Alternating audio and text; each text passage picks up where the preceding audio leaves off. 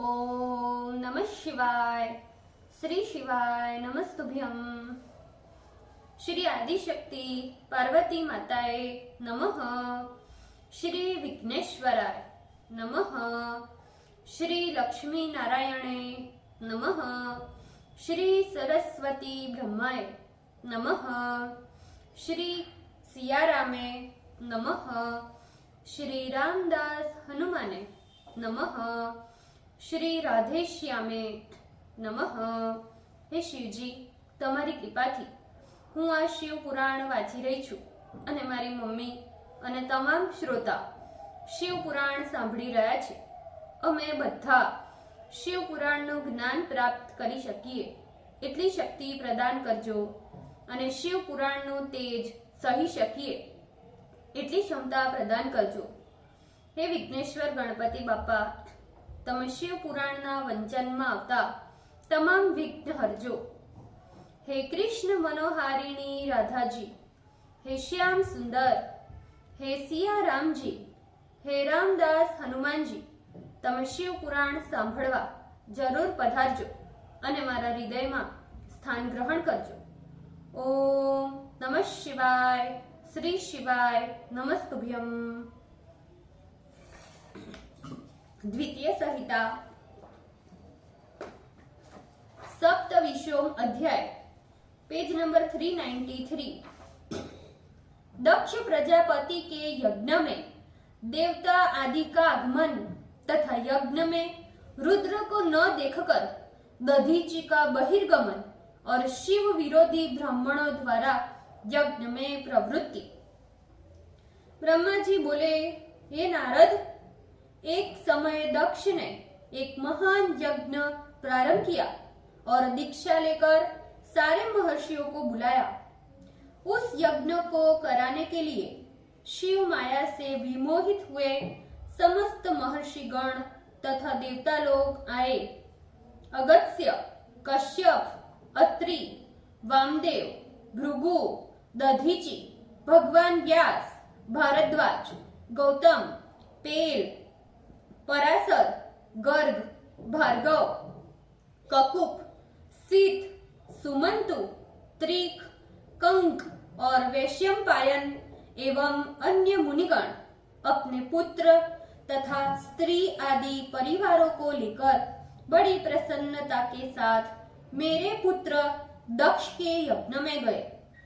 इसी प्रकार सभी देवगण एवं प्रतापी लोकपालगण तथा गंधर्व आदि उपदेवगण भी उपायन की सामग्री लेकर सेनाओं के साथ यज्ञ में गए। दक्ष ने बड़े विनय के साथ स्तुति कर मुझे भी सत्यलोक से बुलाया। मैं भी अपने पुत्र, परिवार तथा मूर्तिमान वेदों के साथ उस यज्ञ में सम्मिलित हुआ। दक्ष ने वैकुंठ लोक से प्रार्थना पूर्वक बड़े आदर के साथ विष्णु को भी बुलाया। वे उस यज्ञ में अपने पार्षदों एवं परिवार के साथ यज्ञ में आए। इसी प्रकार अन्य देवगण भी मोह में पड़कर दक्ष यज्ञ में पहुंचे। दुरात्मा दक्ष ने सभी का सत्कार किया। दक्ष ने विश्वकर्मा के द्वारा बनाए गए बड़े बड़े दिव्य एवं प्रकाश युक्त भवन, जो बहुमूल्य सामग्री से सुसज्जित थे, उन देवताओं के निवास के लिए दिए। उन भवनों में मेरे तथा विष्णु के साथ सभी देव, महर्षि गण दक्ष से यथा योग्य सम्मानित हो अपने अपने स्थानों पर शोभित होने लगे। वह यज्ञ कनखल नामक महातीर्थ में प्रारंभ हुआ।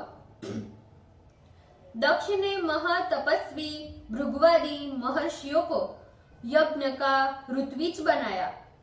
सभी देवगणों के साथ विष्णु उस यज्ञ के अधिष्ठाता तथा वेद विधि को जानने वाला मैं स्वयं उस यज्ञ का दृष्टा बना।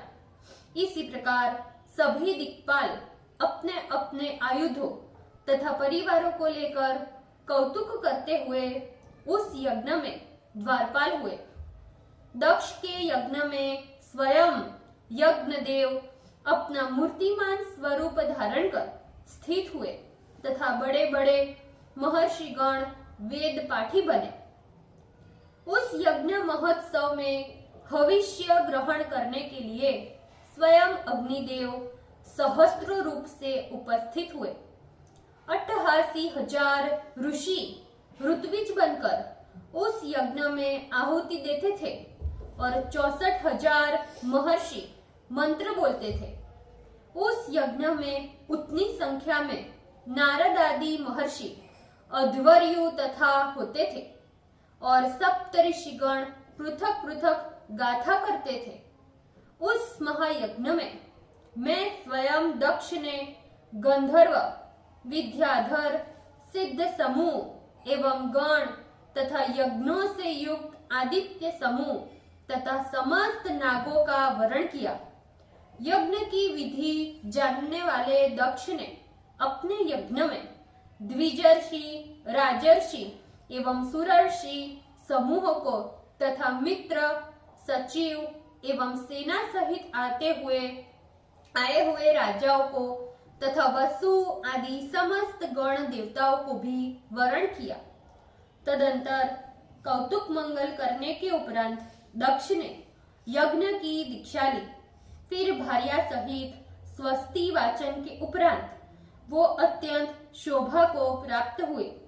इतना सब कुछ करने पर भी दुरात्मा दक्ष ने उस यज्ञ में शिव कपाली है एवं यज्ञ में पूजा के योग्य नहीं है ऐसा समझकर शिव जी को नहीं बुलाया।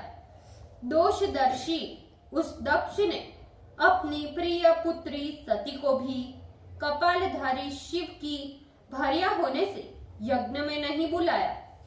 इस प्रकार जब दक्ष के यज्ञ का महोत्सव प्रारंभ हुआ, यज्ञ में वृत हुए समस्त होता तथा ऋत्विज अपने अपने कामों में लग गए।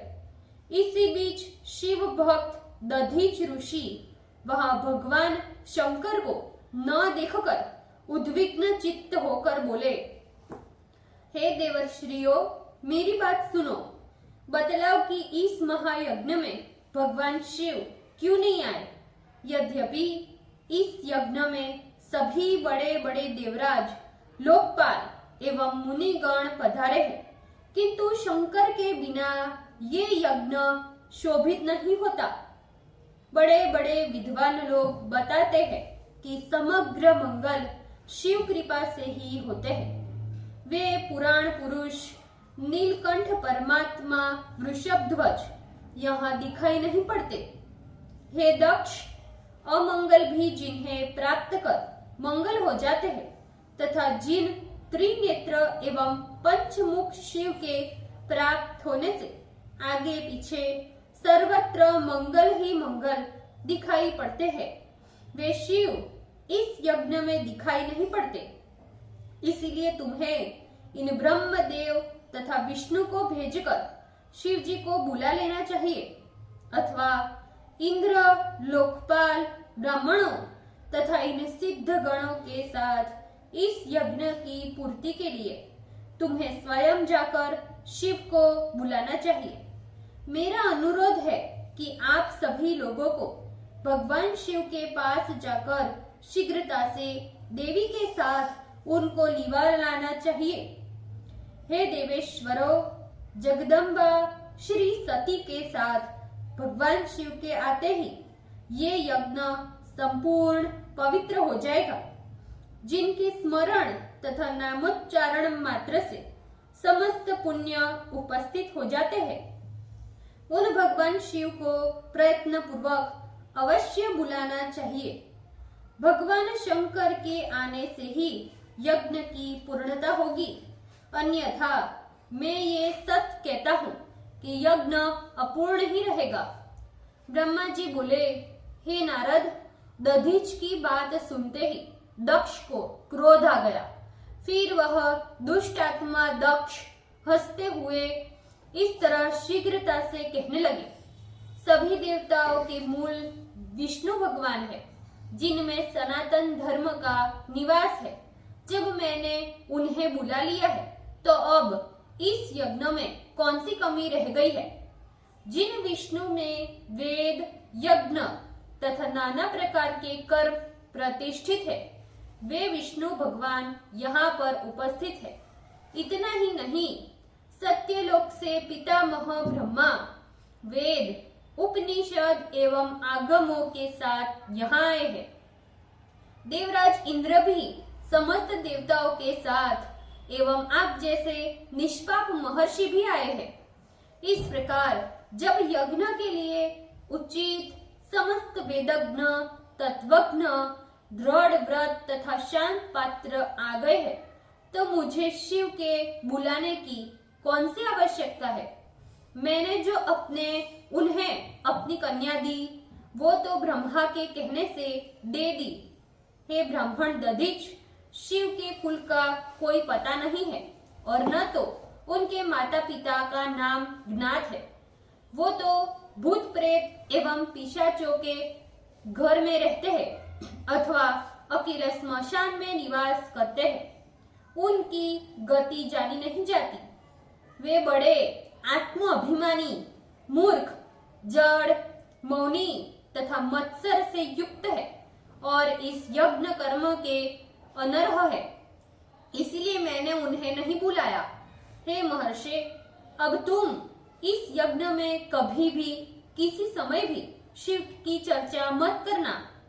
आप सभी मिलकर इस यज्ञ को सफल बनाएं, यही मेरा अनुरोध है। ब्रह्मा जी बोले। इस प्रकार दक्ष की बात सुनकर दधीच ऋषि सभी देवताओं एवं मुनियों को सुनाते हुए सारयुक्त वाक्य कहने लगे। हे दक्ष, शिव के बिना ये यज्ञ महान होते हुए भी निष्फल है। निश्चय ही इस यज्ञ से तुम्हारा विनाश होगा। इतना कहकर दधीची ऋषि अकेले उस यज्ञ मंडप से उठकर शीघ्रता से अपने आश्रम को चले गए। इसके अतिरिक्त और भी जो शिव मतानुयायी शंकर भक्त थे, वे भी दक्ष को श्राप देकर बड़ी शीघ्रता से अपने अपने आश्रमों को चले गए। इस प्रकार दधीच तथा अन्य मुनियों के यज्ञ से चले जाने पर दुरात्मा शिवद्रोही दक्ष हंसता हुआ बोला, शिव भक्त दधीच नामक ब्राह्मण तथा अन्य शिव भक्त मुनि मेरे यज्ञ से उठकर चले गए। ये बहुत अच्छा हुआ। हे देवेश, देवताओं एवं मुनियों, मैं यही चाहता था। मैं सत्य कहता हूँ, बुद्धिहीन, मंद, मिथ्या विवाद करने वाले, दुष्ट, वेद बहिष्कृत तथा दुराचार्यों को यज्ञ कार्य त्याग ही देना चाहिए। विष्णु आदि समस्त देवगण वेद कार्य में निरत रहने वाले इस यज्ञ में उपस्थित हैं। अतः हे ब्राह्मणों, आप सब मिलकर ये यज्ञ को सफल बनाएं। ब्रह्मा जी बोले। दक्ष के वचन को सुनकर शिव माया से मोहित हुए समस्त देवताओं तथा मुनियों ने देव पूजा कराकर यज्ञ प्रारंभ किया। हे मुनीश्वर नारद, इस प्रकार यज्ञ करने वाले उस दक्ष को मुनियों का श्राप मिला, उसे मैंने तुम्हें सुनाया। जिस प्रकार दक्ष यज्ञ के विध्वंस का योग उपस्थित हुआ, उसे कहता हूँ, आदर पूर्वक सुनो। ओम नमः शिवाय, श्री शिवाय नमस्तुभ्यम। भूल चूक माफ करजो शिवजी, कृपा रखजो। આજના શિવ પુરાણના વચનનું પુણ્ય મને પ્રદાન કરજો શિવજી। ઓમ નમઃ શિવાય, શ્રી શિવાય નમસ્તુભ્યમ।